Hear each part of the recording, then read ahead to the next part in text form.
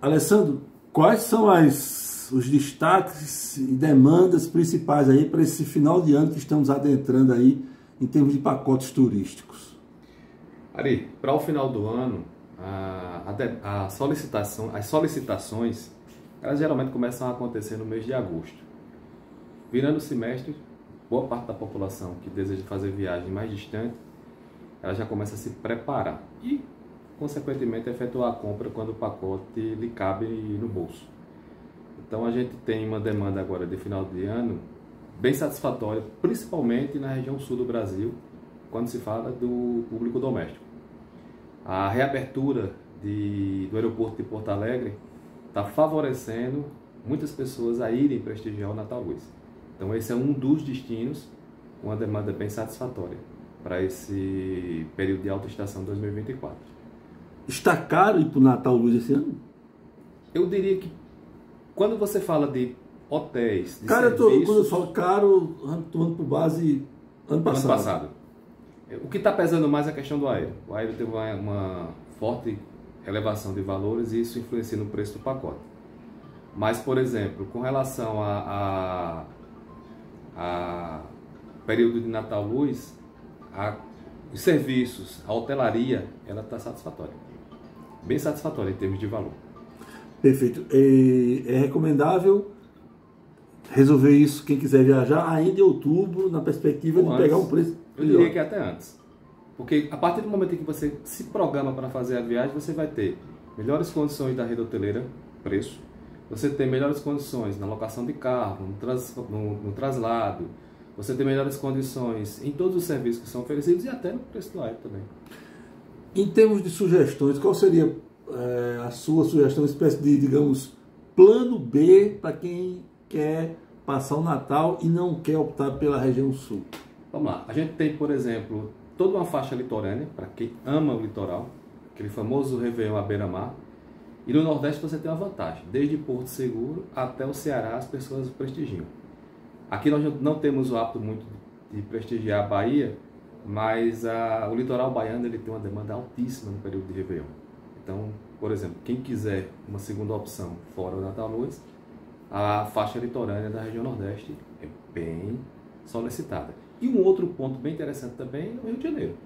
O Rio de Janeiro não perdeu a sua fama do Réveillon no período de alta temporada. Por sinal, esse ano o Réveillon com Caetano, Maria Bethânia, Anitta e Ivete Sangalo, né? Tem suas atrações e tem a beleza de poder estar contemplando ali a queima de fogos em Copacabana. Isso é bem interessante. Agora, vamos tratar um pouco da nossa casa aqui, do nosso aeroporto João Suassuna. O que é que se desenha em termos de oferta de voos para esse último bimestre, novembro e dezembro, aqui para Campina Grande?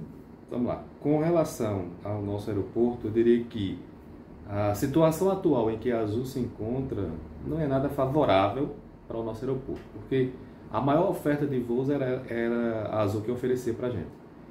Então, não há perspectiva de voos extras agora no período de final de ano, apenas um pequeno incremento de malha por necessidade mesmo, porque a demanda é alta e a quantidade de voos esse ano está pouca. A Gol também não vai ampliar a malha agora, por hora, e essa perspectiva de novos voos aqui só a partir de 2025, quando há uma possível saída da Gol dessa recuperação judicial e também uma recuperação financeira por parte das linhas aéreas. Agora, Alessandro, olhando até onde a vista alcança, a gente não tem um cenário no Brasil de perspectiva de um incremento concorrencial no transporte aéreo, né?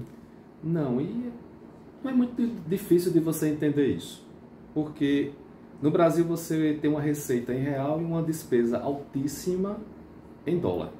Então nem toda companhia aérea quer operar no Brasil, nem toda companhia aérea vê o mercado brasileiro vantajoso para suas operações. Então, por exemplo, hoje nós temos aí somente a Latam, a Gol e a Azul no mercado.